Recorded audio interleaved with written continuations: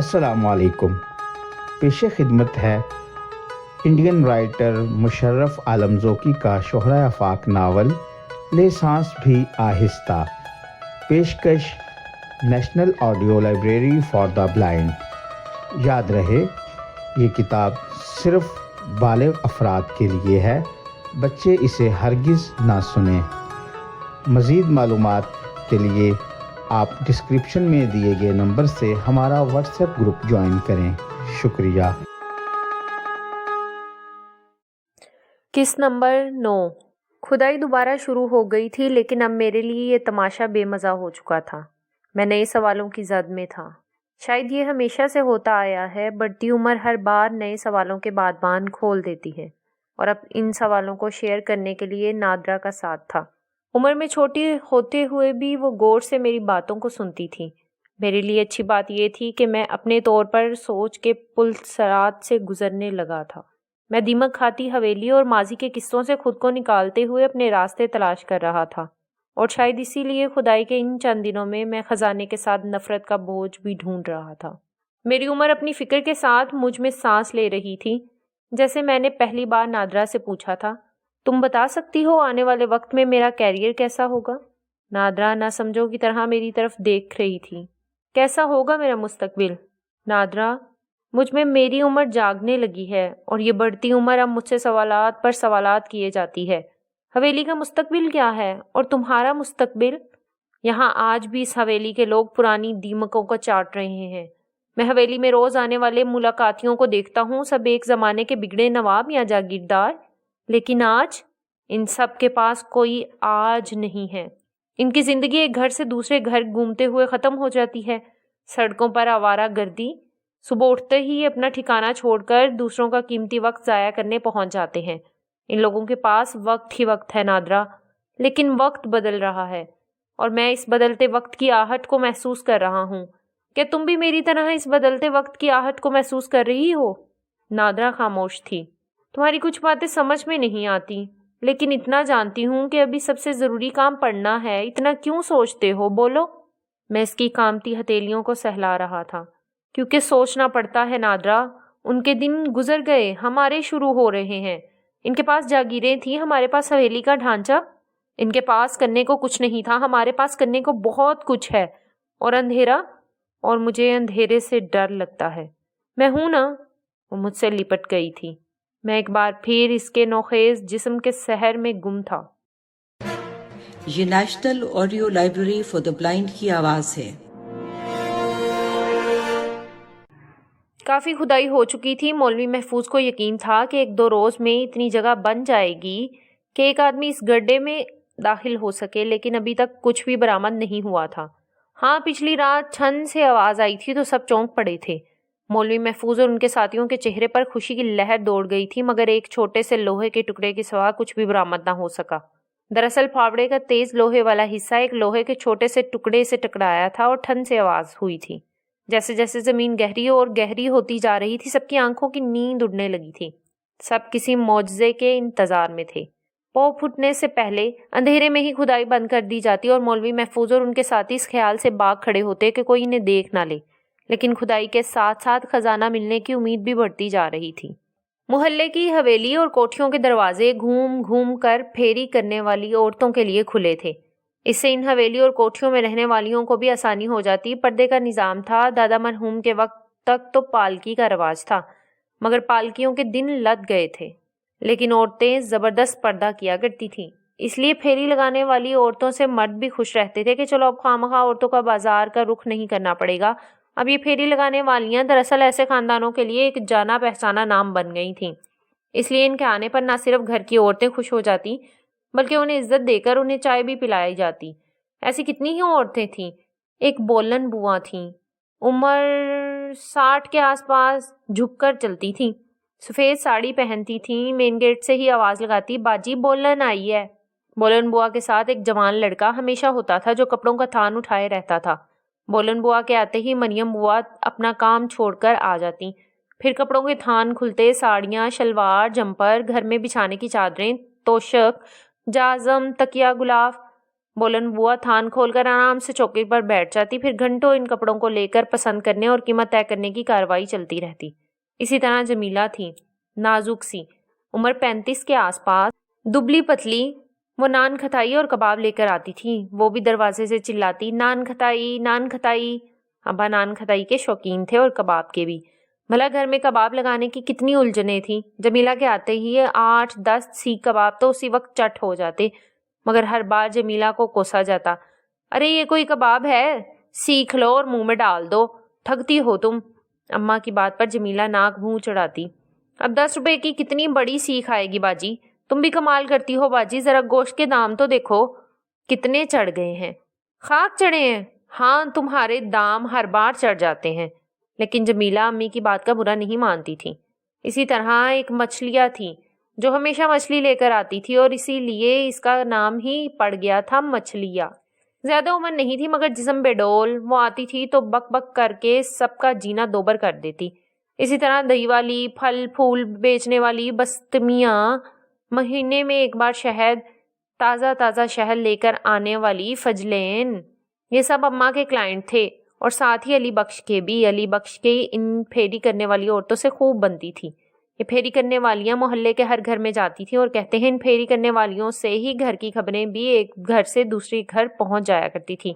किसका बेटा पास हुआ, किसकी बेटी का किससे इश्क चल रहा है, किस घर में फाका है, किस घर में पुलाव की खुशबू उड़ी, बड़ी से बड़ी और छोटी से छोटी बातों तक ये फेरी वालियाँ कान भरने में खुशी महसूस किया करती। इसमें कसूर घर वालों का भी होता। खरीद फरोख्त तो अपनी जगह होती, लेकिन मकसद आसपास के घर वालों की तांग झांक भी होती। अम्मा और मरियम बुआ इन फेरी वालियों से सब कुछ लगवा लेना अपना फर्ज समझती थी।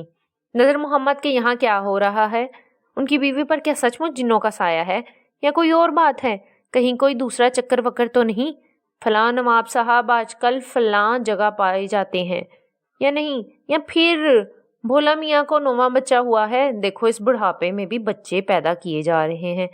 और जो घर की औरतें ना पूछ पाती वो अली बख्श पूछ लेते, सुरा फलां की लड़की की आंख मटकेलियां चल रही हैं, फलां की लड़की 2 रात बाहर रहने के बाद वापिस आई, अल्लाह अब ये मोहल्ला रहने के काबिल नहीं रहा, फलां की बेटी के रंग ढंग तो देखो, माँ बाप पर हुक्म चलाती हैं, बुरा हो इस नई तहजीब का। लेकिन खुद को सबसे ज्यादा समझदार ठहराने वाले अली बख्श बस एक दिन चौंक गए और ये चौक उन्हें महंगी पड़ी। बाजार से सामान लाते हुए कहीं जमीला मिल गई। वो पड़ोस के किसी घर से निकली थी कि अली बख्श मिल गए। सवाल जवाब का तबादला हुआ और जमीला ने पूछ ही लिया, मियाँ सच बताना, झूठ बिल्कुल नहीं। अल्लाह कसम बिल्कुल सच बोलूंगा, मगर बात क्या है, हवेली में सब कुछ ठीक है ना? लो अब हवेली को क्या हो गया, कहीं कुछ गड़बड़ तो नहीं?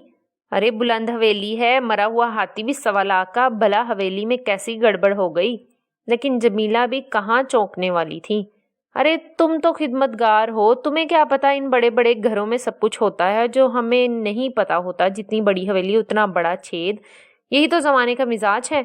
अली बख्श को गुस्सा आ गया। बुलंद हवेली के बारे में कभी भी किसी से भी वो गलत बात बर्दाश्त नहीं कर सकते थे।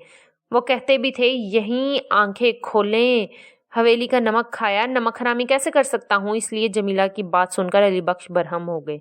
दूसरी जगह होता होगा लेकिन हवेली में बुरे काम नहीं होते। हवेली बड़ी है तो दिल भी बड़ा है, बड़े दिल में छेद नहीं होता क्या? होता होगा लेकिन यहाँ छेद नहीं। बड़े बाबू तो बादशाह आदमी है और बाजी को सारे जमाने की फिक्र रहती है। हाँ कहे देता हूँ, हवेली के बारे में कोई बुरी बात नहीं। जमीला ने तुरप का पत्ता चलाया। अरे तुम तो बुरा मान गए अली बख्श, मैं क्या हवेली की दुश्मन हूँ? मेरा तो खुद हवेली से आना जाना लगा रहता है, लेकिन क्या बताऊं। कहकर वो एक लम्हे के लिए रुकी, जैसे अपनी आधी बात का असर अली बख्श के चेहरे पर देखने की ख्वाहिशमंद हो। अली बख्श के चेहरे पर झिल्लाहट थी। लेकिन क्या, जो हुआ है या सुना है वो बताओ, अब जो जुबान कट के गिर जाए। अरे नहीं, ऐसी क्या बात हो गई? जमीला ने सर से टोकरी उतारी और 2 गरम नान खताई अली बख्श की तरफ बढ़ाई। अली बख्श ने माल मुफ्त को लेने में जरा भी झिझक महसूस नहीं की। नान खताई के अंदर जाते ही इनका गुस्सा भी उड़न छू हो चुका था।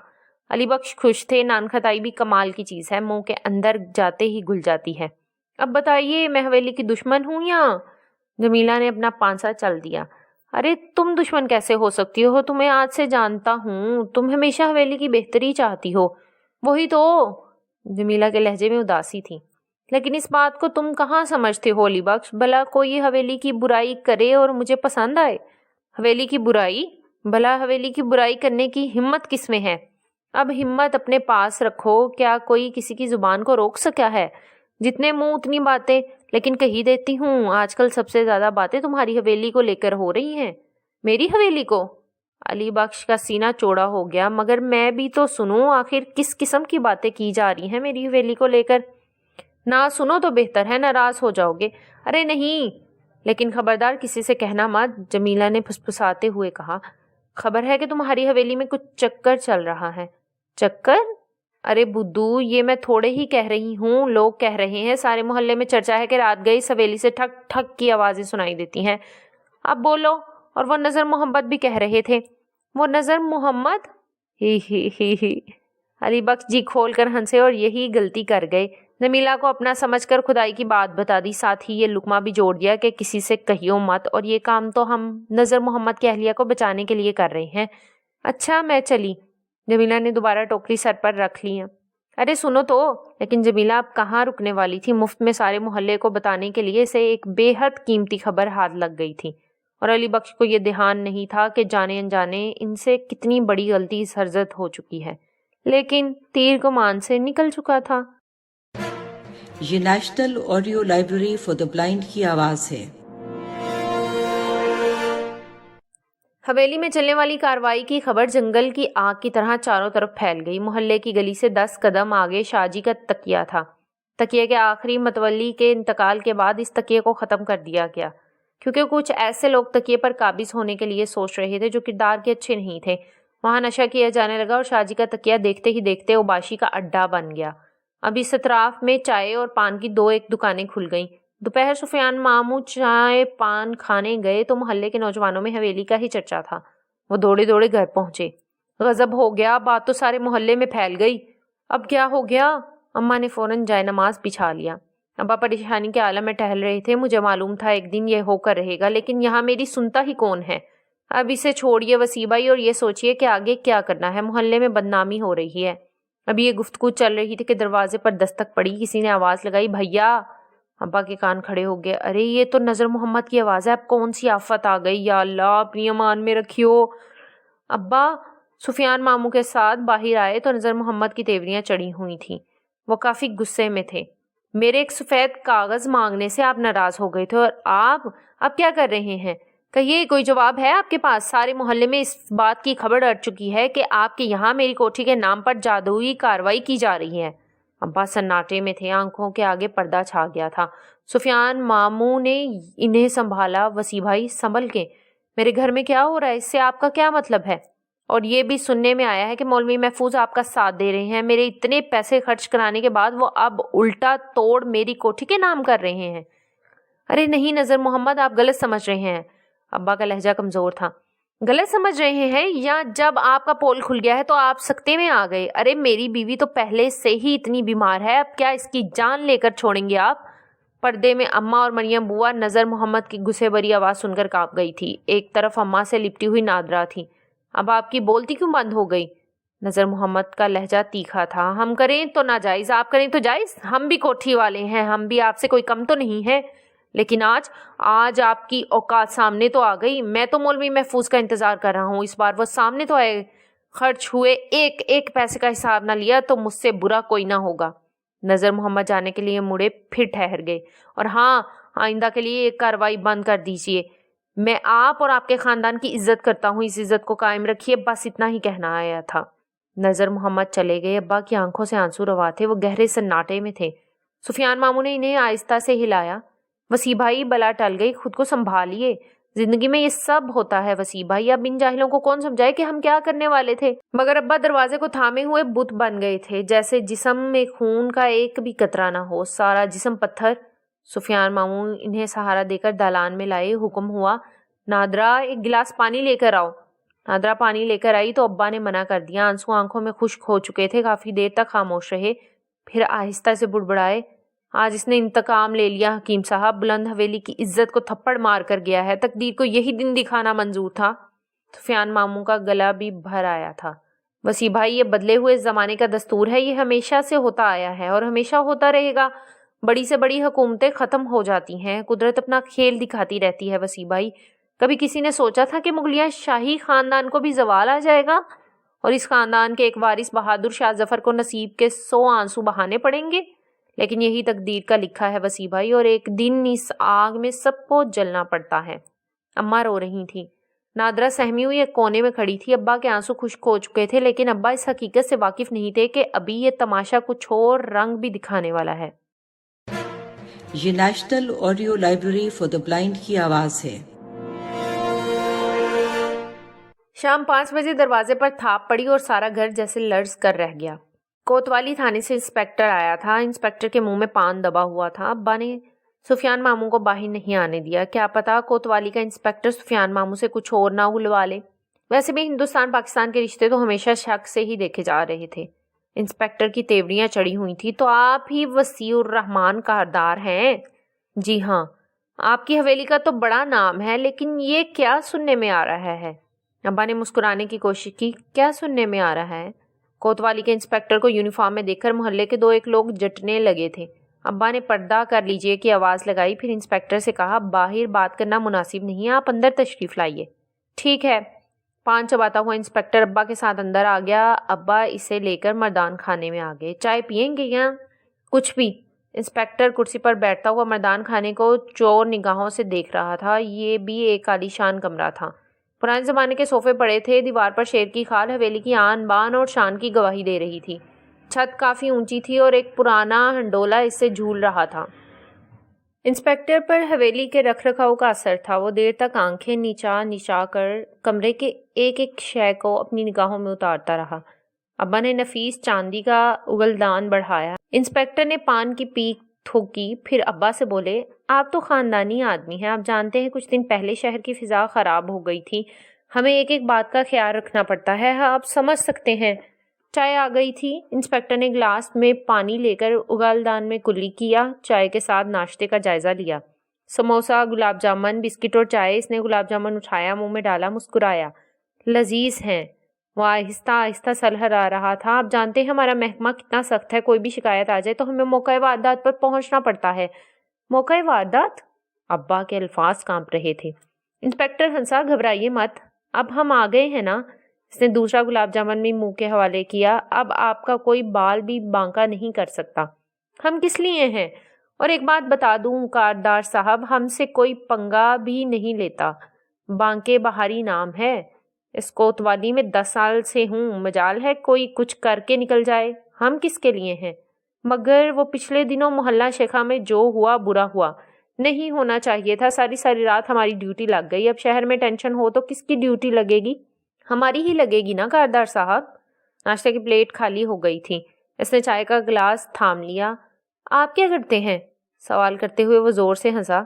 ارے خاندانی آدمی کچھ کرتے کہاں ہے، حویلی ہے، زمین جائیداد ہوگی، کھیت بدھار ہوں گے، کرنا تو آپ کے بعد کی پیڑھی کو ہوگا۔ کیوں کاردار صاحب؟ آپ لوگوں کی تو چاندی تھی، کٹ گئی، اب بچوں کی باری ہے۔ گرم چائے ایک ہی سانس میں خالی کر کے انسپیکٹر بانکے بہاری نے ٹیبل پر رکھ دیا۔ خبر ملی تھی کہ آپ کے یہاں کچھ ناجائز کارروائی چل رہی ہے، ہمیں رپورٹ تو دینی ہوگی، بتائیے یہاں کیا چل رہا تھا؟ کچھ بھی نہیں۔ ابا نے مسکرانے کی کوشش کی۔ کچھ تو چل ہی رہا ہوگا کاردار صاحب، رائی ہو تبھی پہاڑ بنتا ہے۔ آپ کچھ پانے کی کوشش کر رہے ہیں۔ محلے والے بتا رہے تھے کہ رات کے وقت آپ کے گھر سے آوازیں آتی ہیں۔ آخر ایسا کیا ہے جس کی وجہ سے سارا محلہ آپ پر سر اٹھائے ہیں؟ کچھ بھی ایسا نہیں ہے، آپ دیکھ سکتے ہیں۔ وہ تو ہم دیکھیں گے ہی، لیکن بہتر یہ ہے کہ آپ ہی اپنے منہ سے بتا دیجئے۔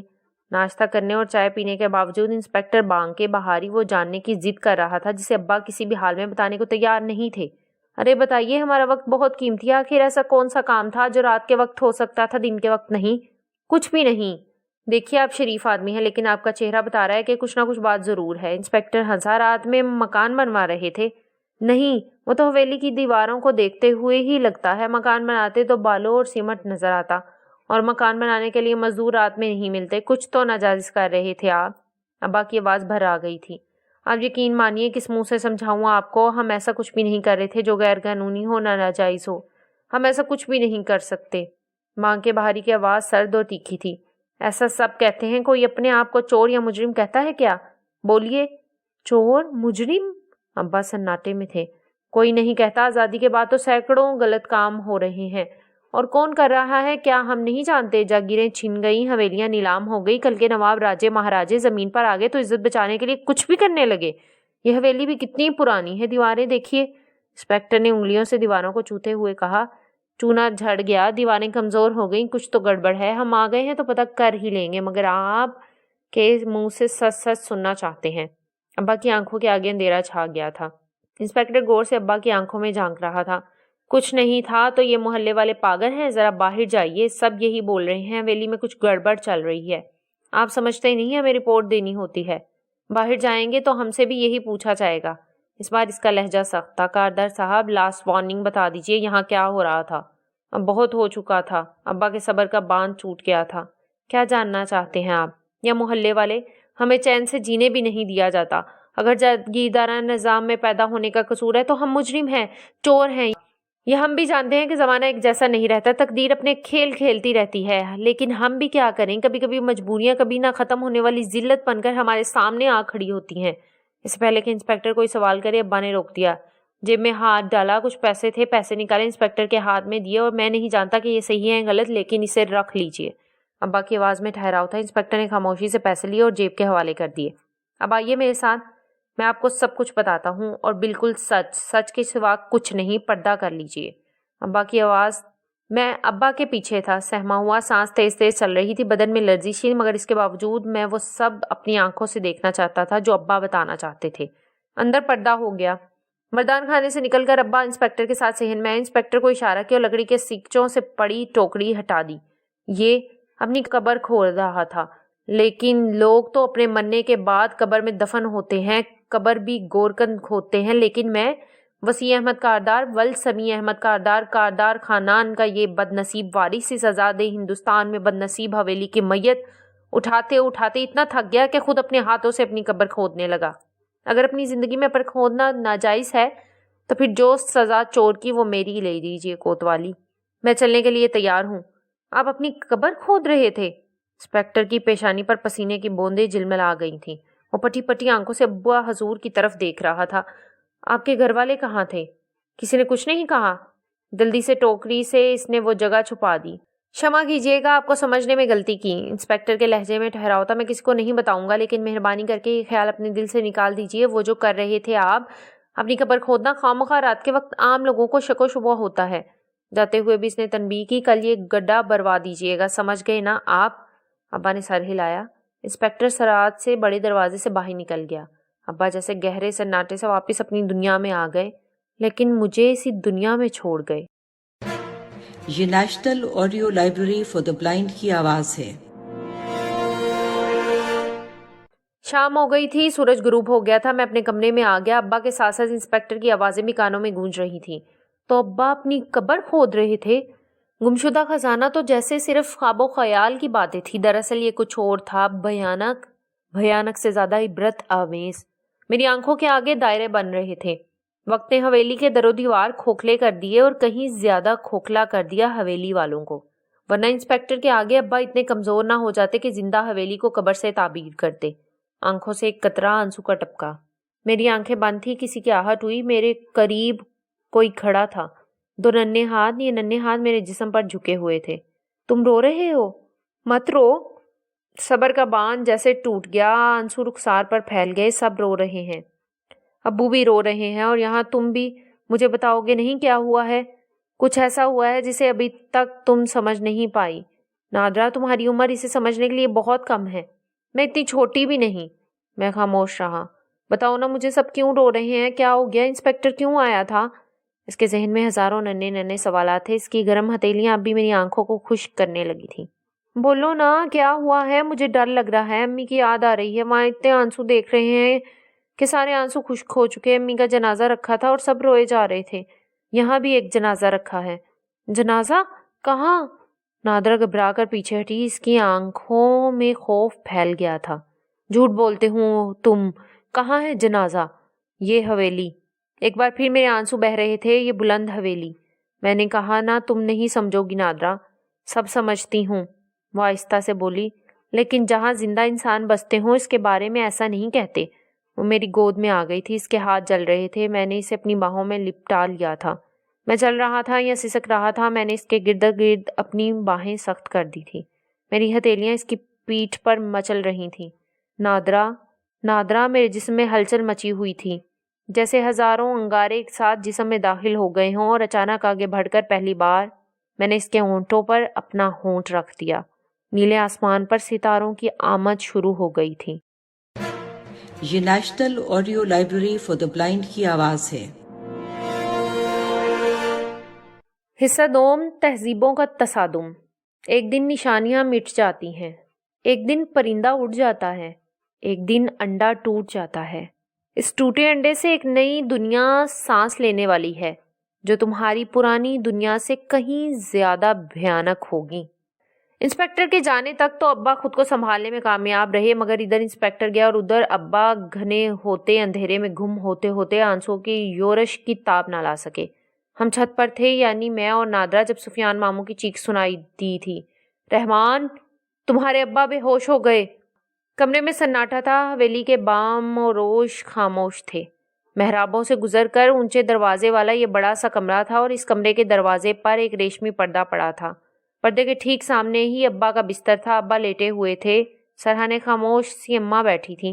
نادرا سہمی ہوئی تھی. مریم بوا پانی لے کر کھڑی تھی. سفیان ماموں ٹہل رہے تھے. اب انہونی دیکھ کر تو نہیں آتی، نہ وہ انسپیکٹر آتا، نہ وسیع بھائی کا یہ حال ہوتا. اماں اپنے آنسوؤں کو مشکل سے روک پانے کی کوشش کر رہی تھی. ساگوان کی لکڑی کی بنی یہ مسہری جس پر ابھی بھی ابا آرام کر رہے تھے، یہ بھی ایک اینٹیک پیس تھی. ابا کے مطابق یہ مسہری ان کے بچپن سے تھی. تب یہ کمرہ دادا حضور کا کمرہ ہوا کرتا تھا. ابا ابھی بھی نیم بے ہوش تھے. اماں سرہانے دعا پڑھ پڑھ کر پھونک رہی تھی. سفیان ماموں ٹہلتے ہوئے بولتے جا رہے تھے. وسیع بھائی بدلے ہوئے زمانے کا مزاج نہیں سمجھ پائے. کیا ضروری تھا کہ انسپیکٹر کو سب کچھ بتایا جائے؟ ارے بات جنگل کی آگ کی طرح اڑی تھی، ویسے دب بھی جاتی. ہر جگہ ہر آدمی کے ساتھ حویلی کی بربادی کا رونا. کیا رونا؟ سب جانتے ہیں وہ دن گزر گئے جب کاردار خاندان فاختہ اڑایا کرتا تھا. ہیں اب فاختائیں ہیں کہاں جو اڑاؤ گے؟ پان کی گلوری منہ میں ڈالی. ٹہلتے ہوئے وسیع بھائی کی پیشانی پر ہاتھ رکھا، پھر بڑبڑائے. پیشانی تو ایک دم ٹھنڈی ہو رہی ہے. شام ہو گئی ہے. اس وقت کوئی ڈاکٹر بھی نہیں ملے گا. کسی ڈاکٹر کی ضرورت نہیں. پہلی بار امی کے چہرے پر سختی محسوس کی. ابا سے ہمیشہ لڑنے والی اماں غائب تھیں، اور ان کی جگہ کوئی دوسری عورت آ گئی تھی. انہیں کچھ نہیں ہوگا. مجھے اللہ پر بھروسہ ہے، اور میں جانتی ہوں پاک پروردگار ان کا سایہ ہم پر ہمیشہ قائم رکھیں گے. مگر طبیعت بگڑتی جا رہی ہے. آنکھیں ابھی بھی بند ہیں. سفیان ماموں پھر کمرے میں ٹہلنے لگے. یا اللہ، اس گھر کو کس کی بد دعا لگ گئی. وہ سرہانے بیٹھ گئے. وسیع بھائی آنکھیں کھولیے. میں سہما ہوا دروازے سے لگ کر کھڑا تھا. آنکھیں ویران ہو رہی تھی. ابا کے قریب جانے کی ہمت نہیں تھی. لیکن یہ سب کیا تھا؟ سوچ کے نئے دروازے اس وقت بھی کھل رہے تھے. ابا برسوں سے حویلی کے زخم کو پالتے پالتے ٹوٹ گئے، اور زخم اچانک پھٹ گیا، رسنے لگا. وسیع بھائی اٹھیے. وسیع بھائی پانی تو پیجیے. وسیع بھائی آنکھیں کھولیے. سفیان ماموں گھبرائے ہوئے تھے. اماں کا چہرہ سیاہ ہو رہا تھا. آنکھیں ٹھہر گئی تھیں. اماں نے سفیان ماموں کی طرف دیکھا، ہاتھ کا اشارہ کیا. ہتھیلیاں سخت تھیں، ہوا میں چمکیں، اور انہیں رکنے کا اشارہ کیا. میں کہتی ہوں نا، انہیں کچھ نہیں ہوگا. حالت غیر ہوتی جا رہی ہے. کچھ نہیں ہوگا. ڈاکٹر سے رجوع کرنے میں حرج ہی کیا ہے، میں دیکھتا ہوں. سفیان ماموں آگے بڑھے تو اماں کی زوردار آواز نے انہیں روک لیا. قدم آگے بڑھانے کی ضرورت نہیں ہے بھیا. اس وقت ویسے بھی کوئی ڈاکٹر نہیں ملے گا. میں نے اپنے دل کو مضبوط کر لیا، اور میں جانتی ہوں قیامت کی یہ رات بھی گزر جائے گی. مجھے اپنی دعاؤں پر پورا بھروسہ ہے. امی کی آنکھیں بند تھیں. میں نادرا کا ہاتھ تھامے باہر نکل آیا. دربے کی مرغیاں خاموش تھیں. صحن میں پرچھائیوں کا رقص شروع ہو گیا تھا. یہاں سے محراب نما منڈیروں کی قطار نظر آ رہی تھی. میرے اندر کی دنیا بھی خاموش تھی. کافی دیر بعد نادرا کی آواز گونجی. مجھے ڈر لگ رہا ہے.